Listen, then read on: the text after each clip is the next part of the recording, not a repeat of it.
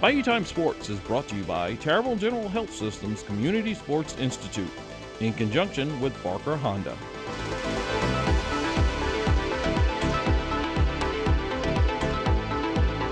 Hello and welcome to this edition of Bayou Time Sports. I'm your host, Keith Weissite. Thanks so much for joining us. However you may be joining us, we appreciate it. And you know, some people may not think of fishing as a sport, but I can tell you, if you're good enough, fishing really is a sport.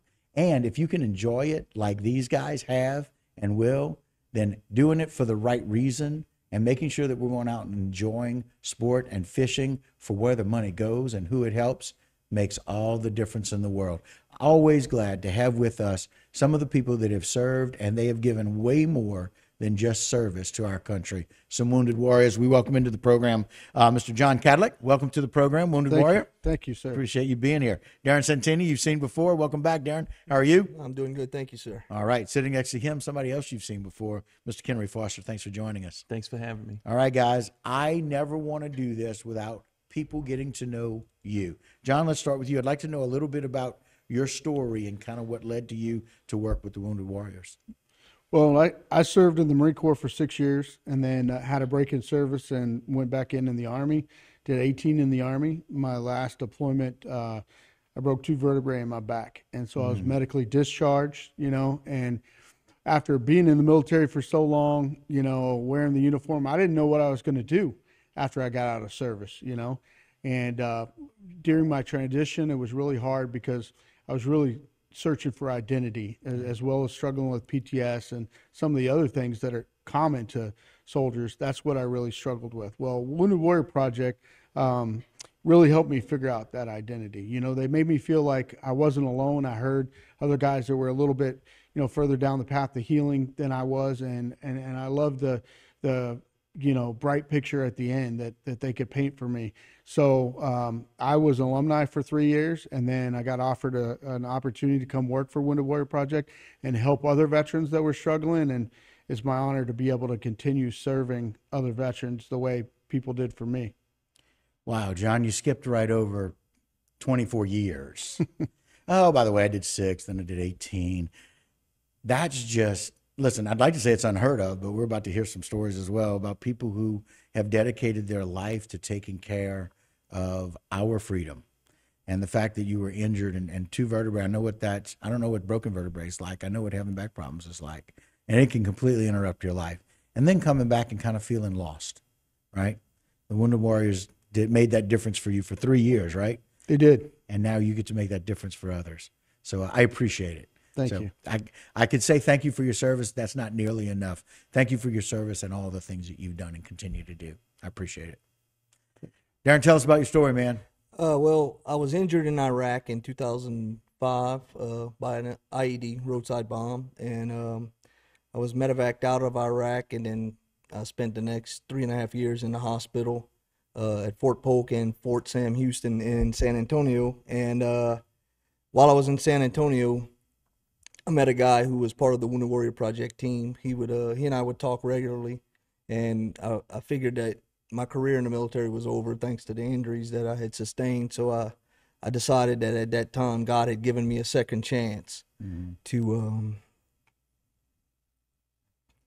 He gave me a second chance to give back, to help others, to get to a point where they can be a more productive person. So I took the opportunity and became a volunteer with Wounded Warrior Project. And since then, since around 2009, I've been volunteering as different roles with Wounded Warrior Project. Right. And in Wounded Warrior Project, we have a saying, live the logo. And you always want to strive to be the guy carrying the load for the next guy, carrying the next guy that comes after you. And they've given me the opportunity, they've empowered me and given me the chance to lead a productive life and helping other veterans, and then they've given me the opportunity to be that guy to carry on the mentoring and the peer leading and helping other veterans that may not be in the same stage of recovery as I am. And Wounded Warrior Project's been there the entire time. I've had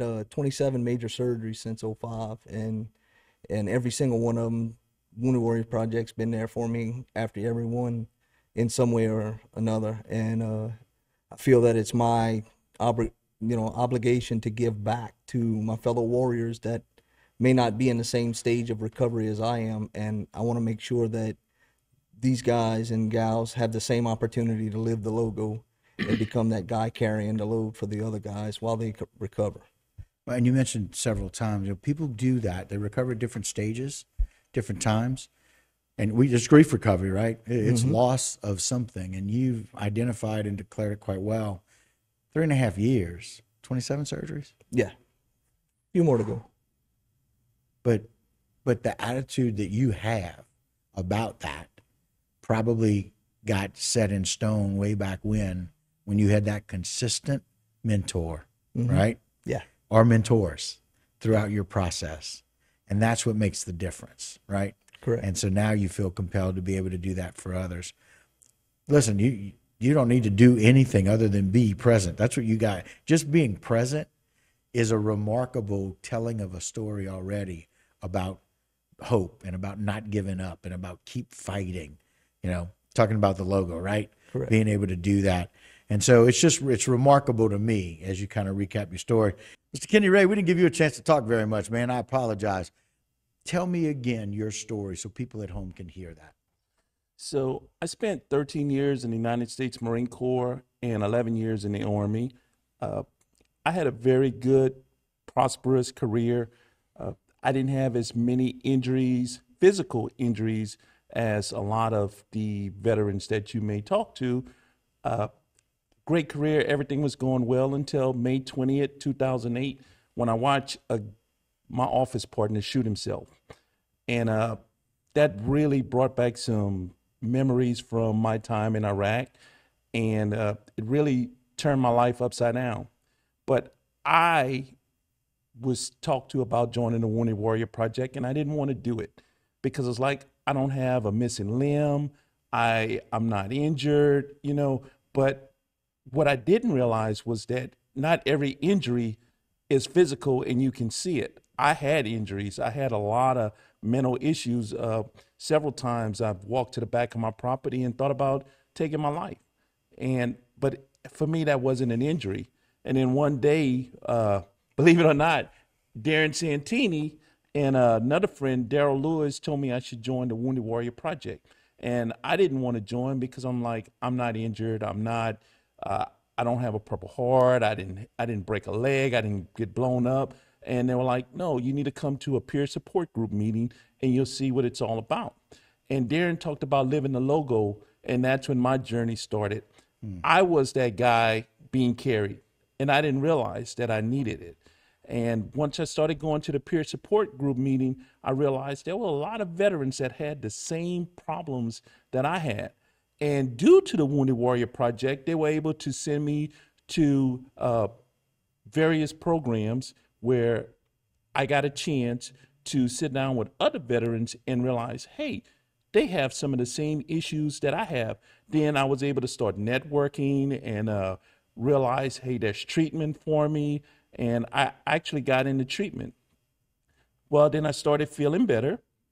And not only did I feel better, Darren decided he was going to refer me to our supervisor, LaShonda Johnson, to be a warrior leader, where I could be that guy now carrying some of the veterans to the finish line. And that really changed my life because it gave me a chance to give back to our veterans, to let them know that, hey, there's someone here for you.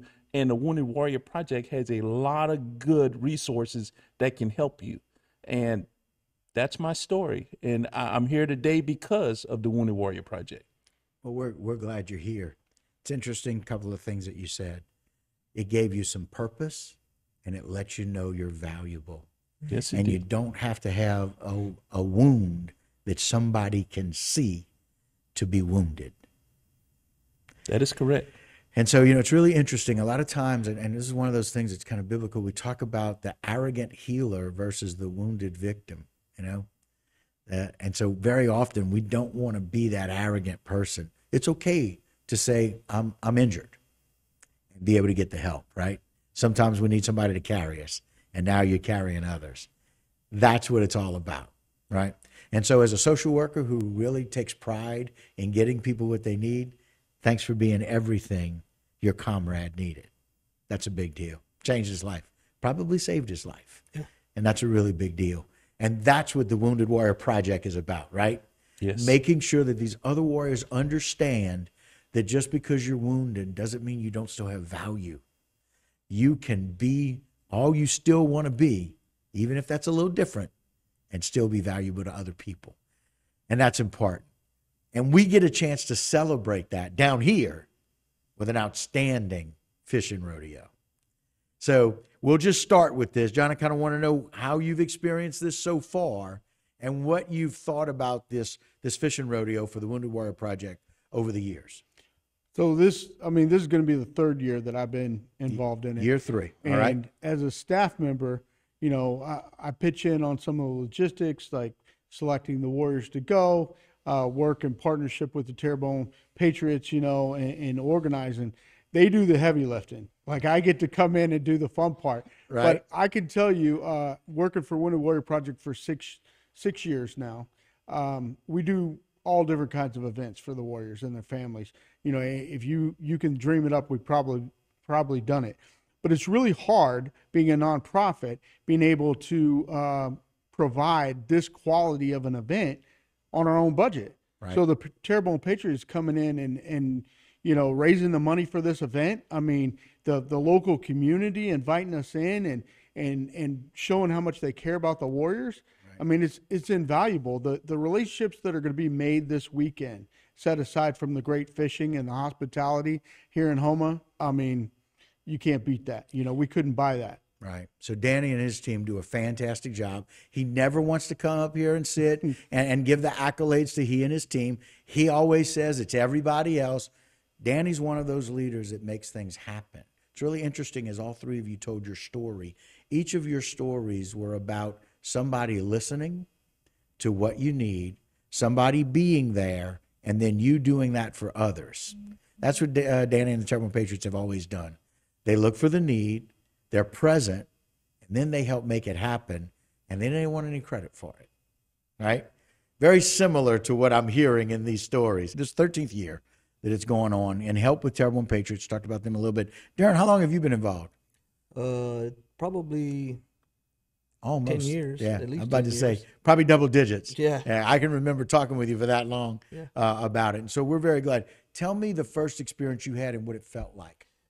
The first experience was amazing because I didn't know what to expect, and then I came in and just expecting to go fishing and just having a good time, because whether you catching fish or not, it's just being on the water is a great experience. Right. And so I came here and we were treated like royalty, and we're like, we don't deserve this. And of course, the Terrebonne Patriots, the people of Terrebonne Parish and surrounding communities were like, no, this is what we want to give you because we feel you deserve it. And the experience was amazing. The hospitality, the camaraderie, and just the overall experience was beyond words. I mean, it's hard to describe such a great feeling that you have when you come here. Again, like I said, even if you don't catch a fish, you still have fun. You're on the water. Any day on the water is better than a day at work. So, it's a lot of guys use this as an opportunity to make new friends, to get the camaraderie that they may not get while they're at work or whatever. And when we came here and started doing this thing with Mr. Danny and his organization, it was just phenomenal. And it only gets better every year, and it grows and grows and grows. And you can't thank this community enough for what they do for the Wounded Warriors or veterans in general. Right. And, it's just an overall phenomenal experience. Yeah. Mr. Kennery, how about you? So for me, I guess it's a little different. I actually spent 4 years here in Houma, Louisiana as a Marine Corps recruiter. Right. So I knew how great the people are down here in the hospitality. And it was everything that I expected. The first couple years I came down fishing, had a great time, good camaraderie, got to meet new warriors. But it's the last 2 years that really stood out for me because, and she's probably gonna throw something at me, but LaShonda would always come to Lafayette and put on events, and she always had a smile on her face, like it was fulfilling for her to serve us veterans and to make sure that we had everything we needed. And I didn't understand that till I started coming down here as a warrior leader, helping out with the event and seeing my fellow veterans from a different light and seeing how much they were getting out of the fishing event. Mr. Danny does a wonderful job. He makes everybody feel like he's been knowing them for 50 years. The people of Houma, like I said, I expected them to be hospitable, and they've always been that way for us. The Fungies, I mean, everybody just goes all out and makes our veterans feel like they belong and that there's a purpose for them. And it's more than just fishing, because everybody leaves here with a new brother or a new sister or a new feeling of self accomplishment. And that's what it means for me. I love giving back and seeing our warriors have a great weekend. Well, you know, it's a lot about, I like the way you describe that, and living here my whole life, I really feel that and know that. But I want to make sure that somebody out there is listening and realizing that this is something that every wounded warrior deserves. We would love to be able to have, you know, as many as we can. I know you talked about how it's gotten bigger and bigger, and, you know, people from everywhere want to come and bring their boat and help bring our wounded warriors fishing, you know.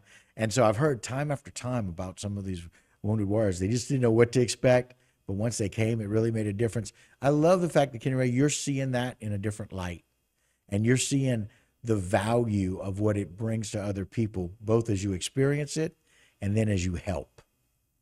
You know, because the greatest way to help somebody else is just be there. Presence. And that's what you guys are doing. Y'all are making this a really important event. And so it's the fishing rodeo this weekend. So let's talk about some of the things that are going on, Darren, for the rodeo. Tomorrow night we'll have our captain's dinner, Mr. Danny. If you leave here hungry, it's your own fault. I know that's Danny, right. Mr. Danny will make sure you eat. Yep. And tomorrow night's captain's dinner. The Warriors will get introduced to what captain they'll be fishing with. Right. Many of them will be meeting each other for the first time. Sure.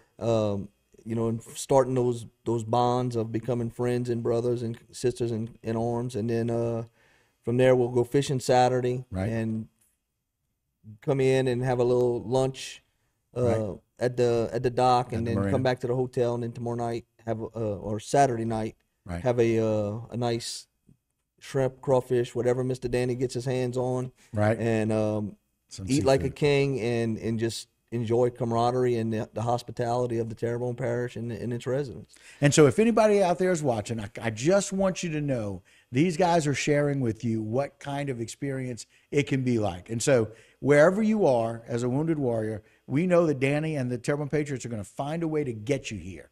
We will find a way to get you here. If you are at all interested, I know you've heard their stories, and you probably have a similar story or maybe one that's a little different. We'd love to hear it. More importantly, we'd love to let you experience what it's like to come to a community that says, we appreciate you, we thank you, we honor you. We're going to take you out fishing, and like Darren said, you're going to eat good in this neighborhood. And so, guys, I can't thank you enough. Kenny Ray, thank you for coming on. Thank you. Thank you for your service. Darren, thank you. And the 27 surgeries and the 3.5 years in the hospital and what you've done. And John, thank you, and for all of the things that you've done and do, for the back problems that you've had. For those bad days, I want you to know you make a difference all the time.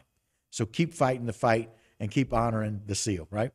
Yes, We sir. appreciate it very much. All right, guys, that's going to do it for this edition of Bayou Time Sports. Don't go anywhere. A lot more local programming here on HTV.